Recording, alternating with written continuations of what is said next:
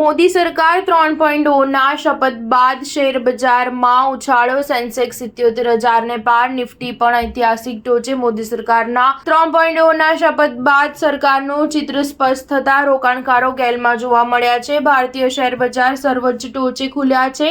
સાર્વત્રિક સ્તરે positive momentum જોવા મળ્યો છે. સેન્સેક્સ આજે 76,935.41ની રેકોર્ડ ટોચે ખુલ્યા બાદ 77,079.04ની ઐતિહાસિક ટોચે પહોંચ્યો હતો. જો કે બાદમાં 9:50 વાગે 49.98 પોઈન્ટના ઘટાડે ટ્રેડ થઈ રહ્યો હતો, જે બાદમાં 3 મિનિટમાં જ ફરી પાછો 138.81 પોઈન્ટના ઉછાળે ટ્રેડ થઈ રહ્યો હતો. નિફ્ટીએ પણ 23,411.90ની સર્વોચ્ચ ટોચ નોંધાવી છે. નિફ્ટી 105 પોઈન્ટના ઉછાળે ખુલ્યા બાદ 9:50 વાગે ફ્લેટ 23,291.60 પર ટ્રેડ થઈ રહ્યો હતો. સેન્સેક્સ પેકમાં સામેલ 30 શેર્સ પૈકી 17 શેર્સમાં સુધારો અને 13 શેર્સમાં ઘટાડો કર્યો હતો.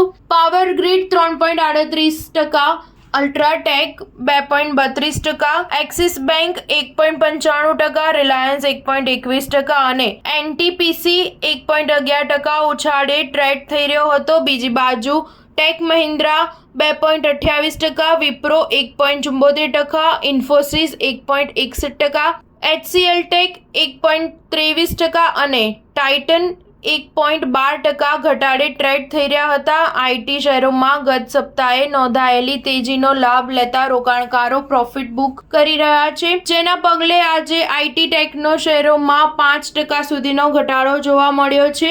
બીએસઈ ટેક ઇન્ડેક્સ 1.29% ઘટાડે ટ્રેડ થઈ રહ્યો છે. ટોચની આઈટી કંપનીઓ TCS, Infosys, HCL Tech, Wipro સહિતના શેર્સ 2 થી 3% સુધીના ઘટાડે ટ્રેડ થઈ રહ્યા છે. સ્ટાર ન્યૂઝ 7 હંમેશા સચ્ચાઈની સાથે.